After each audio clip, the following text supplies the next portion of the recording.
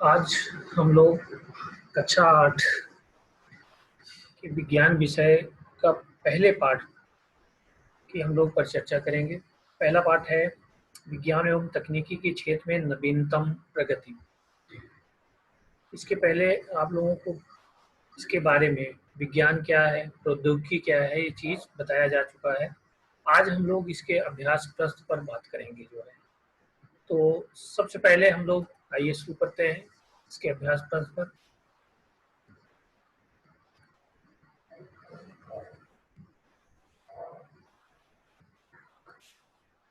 देखिए, सबसे पहले हम इसके बहुविकल्पी प्रश्न पर बात करेंगे। तो सबसे पहला प्रश्न है, आधुनिक संचार का माध्यम क्या है? देखिए, 4 ऑप्शन आपको दिए गए हैं, इंटरनेट, पत्र, कबूतर, इनमें से कोई नहीं। तो आधुनिक, इस समय हम लोग एक स्थान से दूसरे स्थान पे कोई भी सूचना पहुंचाना होता है तो हम लोग किसकी मदद लेते हैं? इंटरनेट का। तो हमारा सही जवाब क्या होगा? इंटरनेट। इसके बाद अगले प्रश्न पर हम आते हैं जो है, दूसरा प्रश्न है, भारतीय अंतरिक्ष कार्यक्रम के जनक, भारतीय अंतरिक्ष कार्यक्रम के जनक किसे कहा जाता है? इसका जवाब होगा डॉक्टर विक्रम साराभाई। आगे आते हैं प्रश्न पर, सूचना और प्रौद्योगिकी आईसीटी का आरंभ। आज आईसीटी पर बहुत ज़्यादा बल दिया जा रहा है और निश्चित रूप से आईसीटी एक ऐसी विधि है जिससे हम बच्चों के सर्वांगीण विकास में बहुत कुछ योगदान ले सकते हैं। इसके प्रयोग से बच्चों के ज़्यादा से ज़्यादा ज्ञानेंद्रियां काम करती हैं। तो इसका शुभारंभ हुआ है सन 2004 से। आगे हम लोग बात करते हैं अगले प्रश्न पे, ऊर्जा के नवीकरणीय स्रोत पर। ऊर्जा के नवीकरणीय स्रोत, जैसा कि हम लोग जानते हैं, ऊर्जा को न उत्पन्न किया जा सकता है न इसका विनाश हो सकता है, केवल ऊर्जा का रूपांतरण होता है, ये हम पढ़ चुके हैं। तो ऊर्जा के नवीकरण स्रोत में पेट्रोल, डीजल, एलपीजी, सौर ऊर्जा। जाहिर बात है, पेट्रोल एक बार यूज करने के बाद कई करोड़ों साल लग जाते हैं इसको पुनः प्राप्त करने के लिए। सौर ऊर्जा जो है, इसका रूपांतरण हमेशा अन्य ऊर्जाओं के रूप में हम लोग प्रयोग करते रहते हैं जो है। तो इसका ऑप्शन होगा सौर ऊर्जा। अब आगे आते हैं हम लोग रिक्त स्थान पर जो है। तो रिक्त स्थान पर पहला है, व्यापार का अर्थ है, व्यापार का अर्थ है, जाहिर सी बात है, व्यापार में होता है क्या है, क्रय किया जाता है और विक्रय किया जाता है जो है।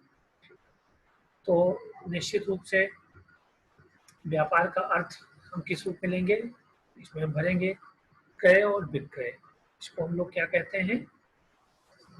व्यापार कहते हैं। इसके बाद परिवहन के नवीन साधन कौन कौन से हैं? देखिए, साधन तो हमारे पास बहुत हैं, परिवहन के कार हो गया, रेलगाड़ी हो गई, वायुयान हो गया, लेकिन इस समय नवीन जो कि बहुत ज़्यादा इसमें चर्चा में है, देखिए, मेट्रो रेल, बुलेट ट्रेन और मोनो रेल इस समय परिवहन के नए साधन हैं। स्नैपडील, फ्लिपकार्ट आदि हम लोगों ने सुना होगा, बहुत नाम, हम लोग सामान ऑनलाइन मंगवाते हैं। स्नैपडील हुआ, फ्लिपकार्ट हुआ, अमेजन से हुआ जो है। तो ये कंपनियां कौन सी कंपनियां हैं? ये ऑनलाइन कंपनियां हैं जो कि हम लोग मोबाइल के थ्रू बाहर से सामान मंगाते हैं जो है।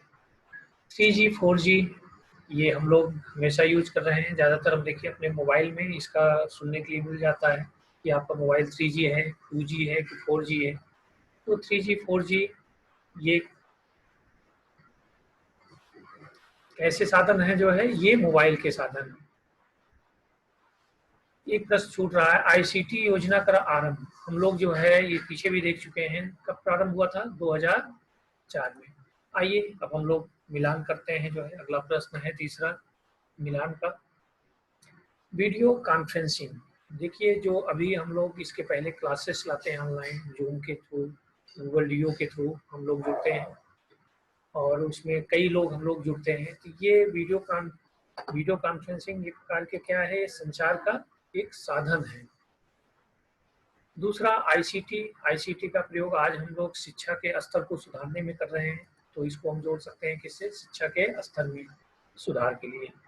आईआरएस, ये भारतीय सुदूर संवेदन उपग्रह है। इसको ऊपर पृथ्वी की कक्षा में छोड़ दिया गया है, जो कि पृथ्वी के साथ ही चक्कर लगा रहा है जो है। रक्षा और प्रतिरक्षा ये डीआरडीओ से संबंधित है। भूरी क्रांति हमारी उर्वरक के क्षेत्र से संबंधित है जो है। इसके बाद हम लोग आते हैं छोटे छोटे प्रश्नों पे, जिसका जवाब एक शब्दों में देना है। भारतीय अनुसंधान समिति का गठन कब हुआ? इसका सही जवाब है वर्ष 1962 में। इसके बाद अगले प्रश्न पे आते हैं। प्रक्षेपण विकास कार्यक्रम के अंतर्गत किसका प्रक्षेपण किया गया? जिसका जवाब होगा बैलिस्टिक प्रक्षेपास्त्र, ब्रह्मोस, सुपरसोनिक मिसाइल, आकाश मिसाइल। 20वीं सदी के सर्वाधिक सफल ऊर्जा के स्रोत क्या हैं? हम उन स्रोतों की बात करते हैं ऊर्जा के, जिससे हमारे पर्यावरण को नुकसान भी नहीं होता है और उनको नवीकरणीय स्रोत भी कहते हैं, जो कि आज हमारे लिए बहुत सफल है। सौर ऊर्जा का प्रयोग, पवन ऊर्जा, जल ऊर्जा, जिसका प्रयोग करके हम लोग पर्यावरण को बिना प्रदूषित किए इसका उपयोग कर सकते हैं। इसके बाद व्यापार एवं वाणिज्य की नवीनतम तकनीक कौन सी है? व्यापार और वाणिज्य, जाहिर नवीनतम तकनीक क्या है? ई व्यवसाय या ई कॉमर्स, जो हम आजकल ऑनलाइन सामानों को मंगाना इसका प्रयोग कर रहे हैं जो है, ये किस में आता है? व्यापार एवं वाणिज्य की नवीनतम तकनीक है। इसके बाद हम लोग बात करेंगे कि NEGP की शुरुआत कब हुई है? इसकी शुरुआत 18 मई 2006 में हुई है। अगले प्रश्न पे आते हैं। भूतापीय ऊर्जा किस प्रकार की ऊर्जा है? भूतापीय ऊर्जा ये ऐसी ऊर्जा है जो कि पर्यावरण क्षति और ग्लोबल वार्मिंग से बचाती है हमारी। आगे इसरो का गठन कब हुआ है? इसरो का गठन 15 अगस्त 1969 में हुआ है। अब इसके बाद हम आते हैं थोड़े से इससे बड़े, अति लघु उत्तरी हो गए, अब लघु उत्तरी प्रश्न पे आते हैं। विनिर्माण से आप क्या समझते हैं? ये बहुत महत्वपूर्ण प्रश्न है, अक्सर एग्जाम में एक चार्ट में पूछा भी जाता है। विनिर्माण, विनिर्माण एक ऐसी प्रक्रिया है जो कि हम लोग क्या करते हैं भाई, कच्चे सामान को ले आते हैं किसी भी फैक्ट्री में, उसके बाद उसको हम लोग क्या करते हैं, उस मूल्यवान वस्तुओं में उसका उत्पादन करते हैं, नहीं, जिसका उपयोग हम लोग करते हैं, मीन्स उपभोक्ता लोग करते हैं जो है। और इससे क्या होता है, रोजगार का सृजन भी होता है, साथ साथ में हमारी जो है आर्थिक जो अर्थव्यवस्था है वो भी मजबूत होती है। तो हम कह सकते हैं कि कच्चे माल को मूल्यवान उत्पाद में परिवर्तित कर अधिक मात्रा में वस्तुओं के उत्पादन को विनिर्माण या वस्तु निर्माण कहते हैं। वस्तु विनिर्माण से तैयार माल उपभोक्ता, मीन्स हम लोग उसको कंज्यूमर क्या करते हैं, उसका हम लोग उपयोग करते हैं। और विनिर्माण क्षेत्र से क्या होता है, रोजगार का सृजन होता है और मजबूत अर्थव्यवस्था का जन्म होता है जो है। आगे हम लोग बात करेंगे शिक्षा के क्षेत्र में आईसीटी की क्या भूमिका है। आज सरकार सभी इस पर बहुत ज़्यादा जोर दिया जा रहा है कि आईसीटी का प्रयोग हो। आज हम जो ये प्रेजेंट भी कर रहे हैं ये भी एक प्रकार का आईसीटी का प्रयोग ही है। मोबाइल का प्रयोग, ये सब आईसीटी में ही आता है। तो आईसीटी की भूमिका देखिए, शिक्षा के क्षेत्र में आईसीटी की भूमिका हमारी क्या है, शैक्षिक अवसरों को विस्तृत करने, उस शिक्षा के क्षेत्र में उल्लेखनीय विकास एवं शिक्षा की गुणवत्ता बढ़ाने के लिए आईसीटी एक प्रभावशाली साधन है।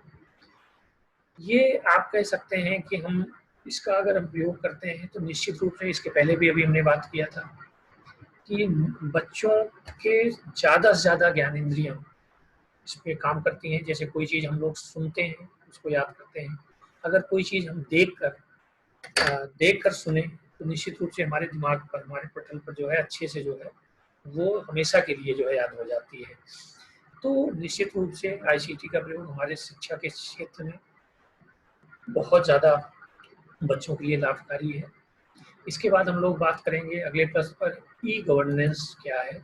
ई गवर्नेंस सरकार की आम नागरिकों के लिए उपलब्ध सुविधाओं को इंटरनेट के माध्यम से उपलब्ध कराना ई गवर्नेंस या ई शासन कहलाता है जो है। जो सरकार की सुविधाएं हैं जो कि हम लोगों के लिए हैं, वो इंटरनेट पे हम आराम से देख सकते हैं। यही क्या है, ई गवर्नेंस या ई साधन है। ई गवर्नेंस की आम जीवन में क्या उपलब्धियां हैं, इसके बारे में थोड़ा सा चर्चा कर लें। निश्चित रूप से जब सरकार की सारी चीज़ें जो हमारे लिए हैं वो ऑनलाइन हो जाएंगी, तो निश्चित रूप से हम विद्यालय में दाखिला, बिल भरना, आय जात प्रमाण पत्र बनवाना, हिंदी में सुविधाएं उपलब्ध हो गई हैं। हम लोग किसी भी साइबर कैफे पे जाकर आराम से हम अपना जो है ये बिल भरना, आय जात प्रमाण पत्र बनवा सकते हैं।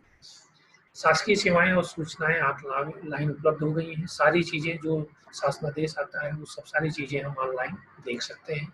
शासन प्रणाली इससे निश्चित रूप से अधिक पारदर्शी होगी और वो उसके प्रति वो जवाबदेही भी होगी। जो अगला है प्रश्न, व्यापार एवं वाणिज्य के क्षेत्र में ई कॉमर्स की भूमिका क्या है।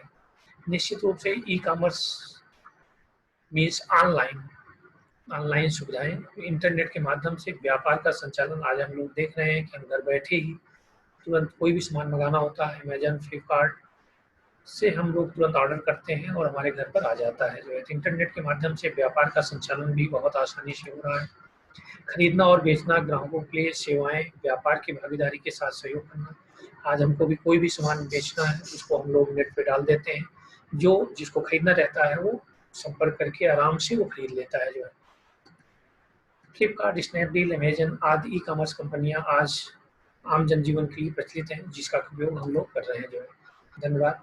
इसके साथ ही आज ये पहला चैप्टर कक्षा 8 का समाप्त हुआ।